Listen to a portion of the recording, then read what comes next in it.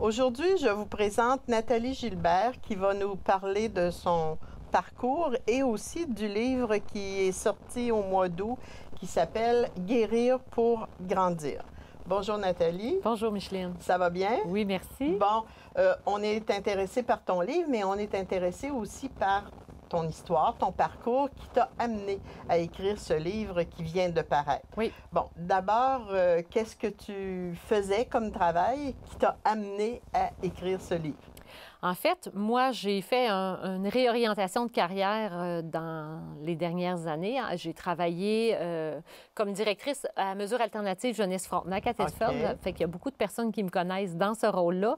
Mais j'ai choisi de réorienter ma carrière pour faire de l'accompagnement au privé maintenant chez moi. Okay. Je me définis comme étant une coach holistique.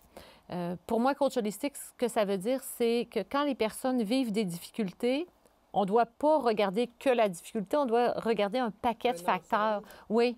Fait que holistique, pour moi, c'est de prendre la santé de la personne, mais dans sa version globale. Oui. Et c'est à travers ce parcours, ce travail-là, en fait, que je fais, que j'ai eu l'idée d'écrire un livre sur mon histoire parce que j'ai aussi une histoire de vie. Qui va expliquer là, ton écriture de livre. Donc, oui. Est-ce que c'est indiscret de te demander par rapport à ton histoire personnelle? Pas du tout. En l'écrivant, il faut que je l'assume parce que les gens vont tous oui, la connaître. C'est fait vrai. que je suis très en paix avec ça. En fait, non, moi, à l'âge de 16 ans, j'ai eu le diagnostic de la maladie de Crohn. OK. Ce qui a fait en sorte que je n'ai pas pu réaliser le rêve que je caressais, qui était d'être policière. Donc, j'ai eu à vivre un choc, en fait, par rapport à ce diagnostic-là. Une grande déception aussi. Beaucoup de déceptions. Puis une réorientation. Oui, c'est ce qui a fait que j'ai choisi le service social, mais tu sais, avec un choc vient un paquet d'émotions, la colère, pourquoi moi, tout ça. Puis pourquoi je suis obligée de faire ça, pourquoi pas d'autres, c'est tout ça? C'est tout ça. Fait que déjà là, on voit que dans nos fréquences intérieures, quand je parle d'holistique, on voit bien qu'on a des réactions physiques et émotionnelles suite à une nouvelle, et ça impacte notre état de santé. Fait que je suis partie un peu à la quête de ça, moi. Quand j'ai voulu me sortir de la maladie, je me suis dit, bien là, pourquoi moi? Mais pas juste dans la victimisation que j'aurais pu avoir, mais pourquoi réellement, moi, j'ai attiré ça dans ma vie, la maladie? Ça vient d'où? Tu étais quand même jeune. Bien, j'avais 16 ans. C'est quand même jeune. Oui.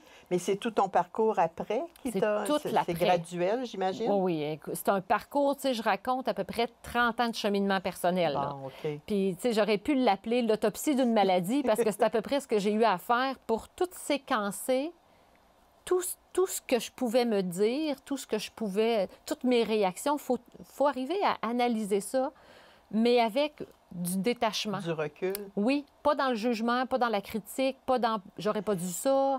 Fait que c'est vraiment tout un cheminement. Mais je présume qu'il y a eu plusieurs étapes. Oh, oui. Là, à partir de 16 ans, en partant, tu ne devais pas en avoir pris conscience. Là. Non, ça a été un peu plus tard, j'imagine. Oui, là, j'étais dans mes réactions, dans la colère, dans la non-acceptation, dans le « pourquoi moi », puis ça faisait pas mon affaire. Fait que, puis, tu sais, j'étais pour vrai malade. Donc, des hospitalisations, des opérations, tu sais, tout ça était... Fait que c'est pas dans cette turbulence-là que j'étais en mesure de réfléchir. Il a fallu que j'aille calmer mes réactions.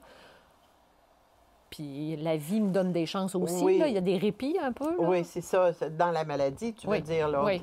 OK. Puis qu'est-ce qui a fait qu'à un moment donné, tu t'es comme assise et commencé à réfléchir sur ce que tu disais, là, sur l'ensemble, sur la globalité? Là? C'est drôle comment ça arrive des fois dans la vie. C'est mon médecin qui m'opérait à ce moment-là. C'était le docteur Renaud Gosselin, qui est très connu dans la région, qui était un homme extraordinaire. Et...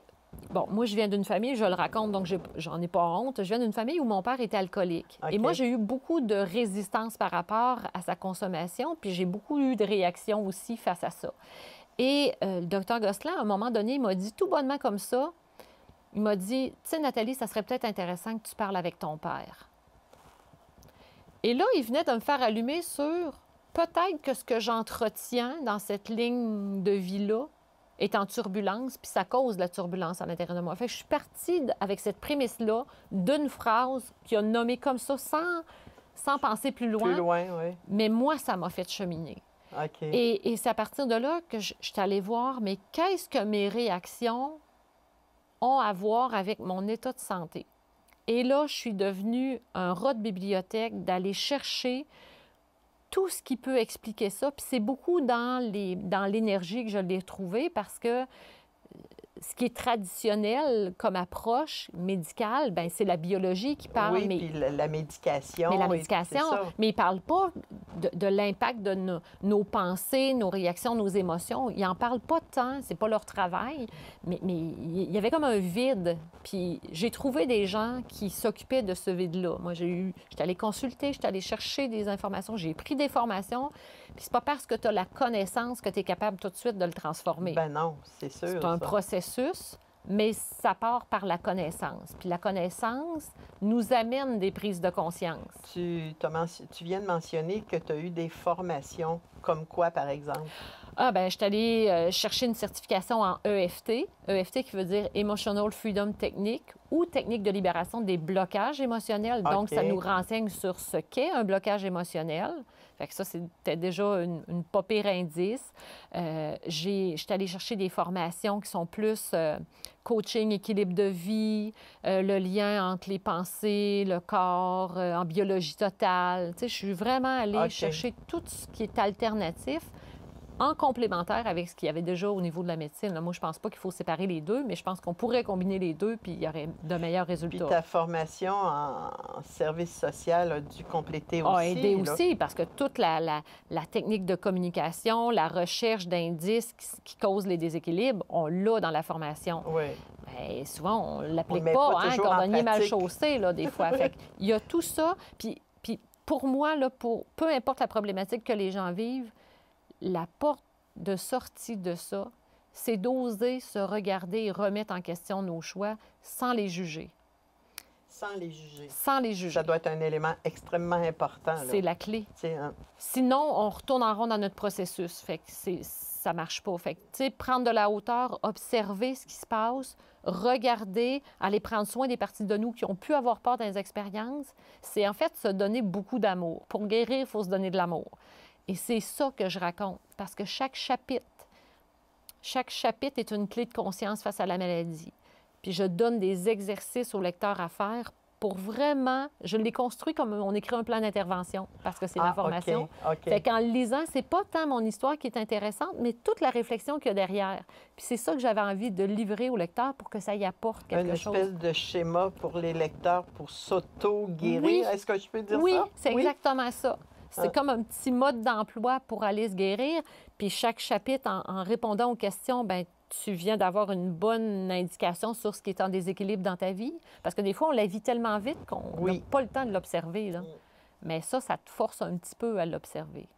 Puis, as-tu trouvé, d'abord, comment ça se fait que tu as décidé d'écrire ça? Cette année, là, tu viens de le publier. Ah, c'est grâce, je vais dire ça, je vais le mettre en parenthèse, grâce à la pandémie. En fait, en mars 2020, quand il y a eu le confinement, moi, j'avais plus de clientèle parce que tout était arrêté. On était à domicile, fait que tout a arrêté. Et là, je me suis ramassée avec beaucoup trop de temps. Moi, je suis une fille d'action qui est très active, mais là, j'avais vraiment trop de temps, fait que j'avais dit à mon conjoint, ça fait longtemps que je l'ai dans la tête. Mais là, je vais le faire. Je vais écrire un livre. Mais je ne sais rien de comment on fait ça, un livre. Mais je me suis dit, je vais écrire des mots. Puis je vais compter combien il y a de mots. Puis à un moment donné, je vais avoir assez de mots pour dire que ça fait un livre. C'était aussi banal que ça. Et j'ai approché une maison d'édition. J'ai envoyé mon manuscrit. Puis ça a été oui. Fait tout de suite, le premier? Comme ça. Ça a été comme rare, ça. Ça doit être assez rare, ça. Oui, mais là, tu sais, il y avait une revision linguistique aussi à faire parce que oui. Fait qu'elle faisait les deux, la personne. Fait que j'ai dit, OK, bien, on y va comme ça. Et de fil en aiguille, le projet s'est concrétisé. Moi, en 3 mois, il était fini d'écrire puis il était déjà à la maison d'édition. 3 mois? 3 mois. C'est rapide? J'avais beaucoup de temps. Mais oui, c'est rapide, mais ça l'a coulé parce que c'était facile. C'est facile de raconter. Oui, mais peut-être que le projet mûrissait depuis longtemps. Là. C'est ça, là. Ça fait que tu n'as pas eu de misère à trouver de maison d'édition. Puis, non. Non. Puis ça vient de paraître. C'est pas long, là, dans le fond? Ben non. Ben, moi, j'ai trouvé ça long parce que j'étais un peu... J'avais hâte de le voir, tu sais, mais il y a toute la correction. Après ça, est-ce qu'on revise les paragraphes? Disons, à partir du moment où tu as terminé Puis jusqu'au moment où il est paru, c'est combien de temps? 1 an? 1 année, oui. Ouais. C'est à peu près ça, là, le temps, mais moi, j'avais tellement hâte parce que je me disais, OK, là, les gens, parce qu'on vit ce qu'on vit mondialement, là, je me disais, bon, les gens, ils ont besoin de se mettre du positif, ils ont besoin de reprendre l'équilibre, ils ont besoin de... Puis là, je me disais, le timing serait bon parce que tu n'as pas besoin d'avoir une maladie pour lire mon livre. Non. Dès qu'il y a des choses qui sont en déséquilibre un peu, dans le fond. Ben oui. Fait que, tu sais, ça peut être, tu es inquiet pour quelqu'un, tu es inquiet pour toi, tu as vécu quelque chose qui te dérange, bien, il y a des clés quand même qui vont te parler. Parce que le processus humain, ça le dit, hein, c'est humain pour tout le monde. Puis toi, tu disais tout à l'heure que ça a pris 30 ans, tu as parlé, là, à faire ça. Après l'avoir fait, toi, personnellement, de l'avoir fait, est-ce que ça a changé quelque chose pour toi?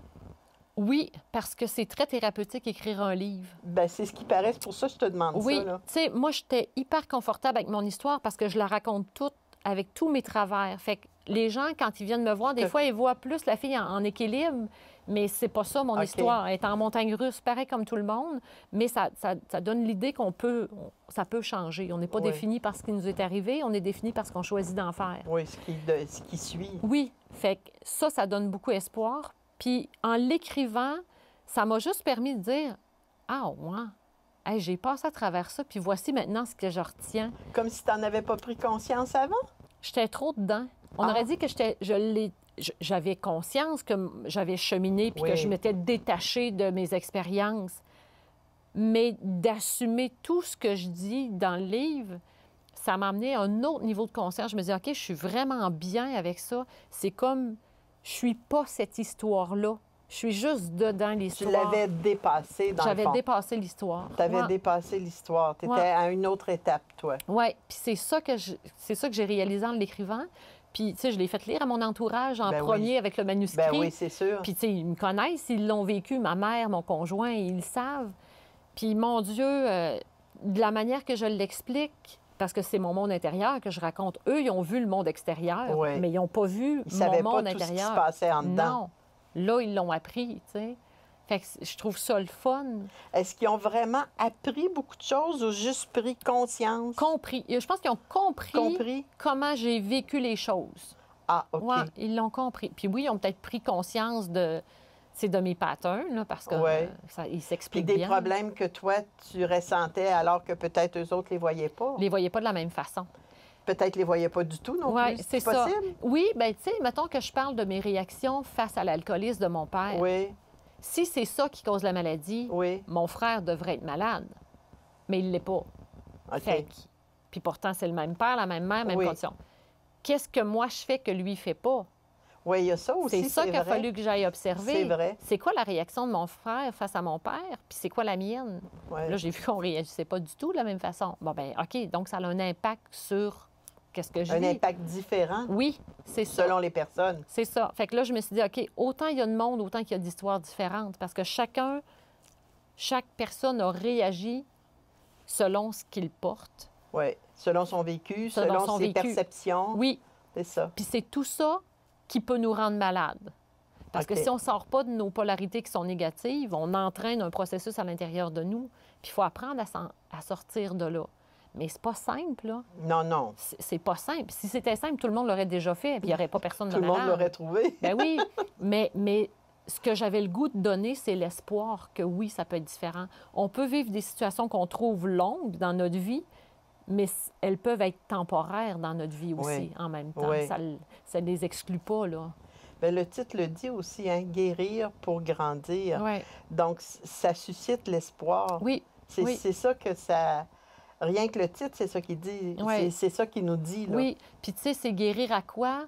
Bien, guérir à nos perceptions, guérir à nos blessures, guérir à nos expériences, guérir à tout ce qui nous est arrivé. Il faut aller guérir de ça pour que la paix revienne à l'intérieur de nous. Il faut aller faire la paix avec ces événements-là. Oui, c'est ça, c'est ça. Donc, c'est une expérience que tu as trouvée enrichissante? Ah, tellement. Ah oui? Ah, vraiment, vraiment. Oui, je suis contente de la réponse des gens aussi. J'ai des bons commentaires. Bien, ça fait quand même pas longtemps, là. C'est le mois d'août, là, donc ça fait juste quelques mois, là. C'est en librairie, ça, je présume? Oui, il est en librairie un peu partout au Québec. Ici, à Thetford, on peut se le procurer à la librairie L'Écuyer. Moi, j'en ai chez moi, j'en ai sur mon site web aussi, fait qu'il y a plusieurs façons de s'en procurer. Oui, même... je suis allée voir un peu ton site web. Là. Il y a quand même un bon résumé, un bon aperçu aussi de ta vie qui a amené à écrire ce livre-là. C'est ça, il est quand même bien fait. J'ai trouvé ça vraiment intéressant. Bien, merci. Qu'est-ce que tu donnerais comme conseil aux gens, mettons, qui n'ont pas lu ton livre, là, puis qui se posent des questions comme de ce qu'on vient de parler, là? Bien, moi, ce que je conseille aux gens, c'est... Bien, je reviens toujours à l'espoir parce que mon intention, c'est d'aider, de contribuer de par mon expérience. Si mon expérience personnelle sert à plus que moi, c'est tant mieux. Ben oui. Je ne l'aurais pas vécu pour rien, je vais l'avoir vécu pour moi. Ton livre va avoir servi à quelque chose oui, aussi. Oui, c'est ça. Pour faire grandir les gens, éveiller les consciences, c'est beaucoup mon message. Puis peu importe le contexte qu'on a vécu, peu importe notre environnement, peu importe les expériences qu'on cumule, il n'y a rien qui définit la suite. C'est nous qui choisissons la suite. Puis des fois, on a tellement le nez collé dessus qu'on ne le voit pas. Bien, juste arriver à prendre une distance pour dire, OK, ça, c'est le chemin que je connais puis j'ai expérimenté, mais est-ce que je pourrais expérimenter autre chose? Et c'est ça que j'ai envie de dire aux gens, on n'est pas défini par ça. La limite, elle est juste... La limite, c'est celle qu'on se met nous-mêmes. Oui, c'est vrai.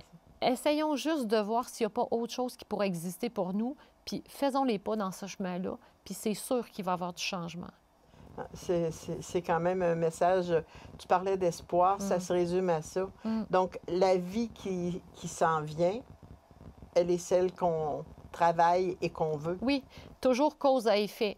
Les choix que je vais faire aujourd'hui vont impacter demain. Bon, est-ce que je suis en train de faire les bons choix en ce moment? C'est ça. C'est la question à se poser. C'est ça qui va déterminer après ça l'avenir et c'est ça qui va déterminer si on va guérir pour grandir. Exactement. Merci beaucoup, Nathalie. Hey, merci beaucoup.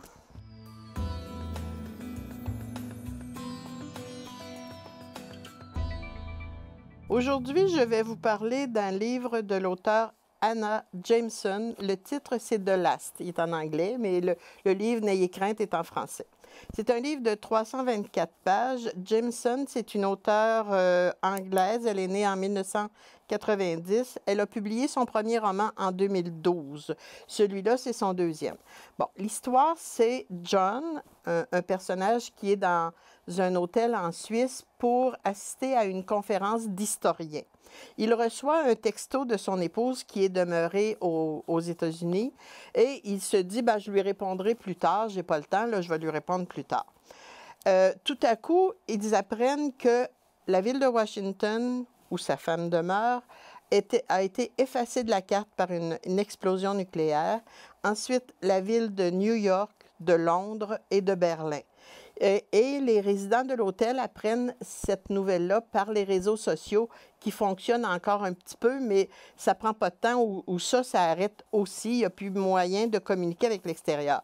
Et eux autres, ils sont dans un hôtel qui s'appelle le 6e, qui est en Suisse. C'est l'hiver, donc les conditions ne sont pas idéales. Ils décident de rester sur place puis d'essayer de subsister. À un moment donné, après 2 mois, il y en a qui ont quitté d'eux autres mêmes, sans que les autres le sachent. En tout cas, il reste au bout de 2 mois 20 survivants dans l'hôtel.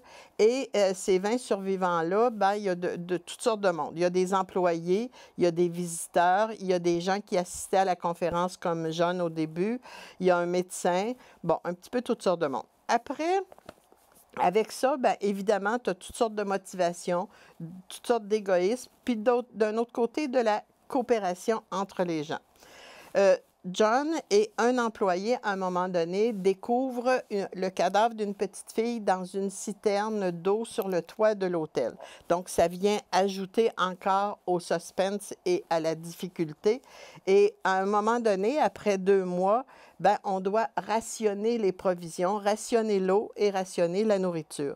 Donc, là aussi, il y a des frustrations, il y a des personnes qui s'organisent pour aller en dérober, donc ça nuit à l'ensemble des gens. Donc, après toutes sortes de péripéties qui se passent à l'intérieur de l'hôtel, on décide d'envoyer un petit groupe à la ville voisine qui est à une certaine distance. Mais là, on ne sait pas qu'est-ce qu'il y a là. On ne sait pas si les gens vont être accueillants, vont être agressifs, vont vouloir être prêts à les entraider. Imaginez si jamais il survenait une explosion nucléaire et que les gens seraient coupés comme ça. Qu'est-ce qu'on vivrait dans une communauté en vase clos, puis des gens qui ne sont pas nécessairement habitués, des amis, qui ne sont pas nécessairement habitués à collaborer. Tous les problèmes qui peuvent surgir, bien, c'est à peu près ça qui arrive. C'est un livre très, très intéressant. Je vous conseille de lire. C'est un livre de 324 pages. Ça se lit quand même très bien. Je termine en vous disant une petite phrase sur la lecture, comme d'habitude. La lecture est une bonne façon de s'enrichir sans voler personne. Merci.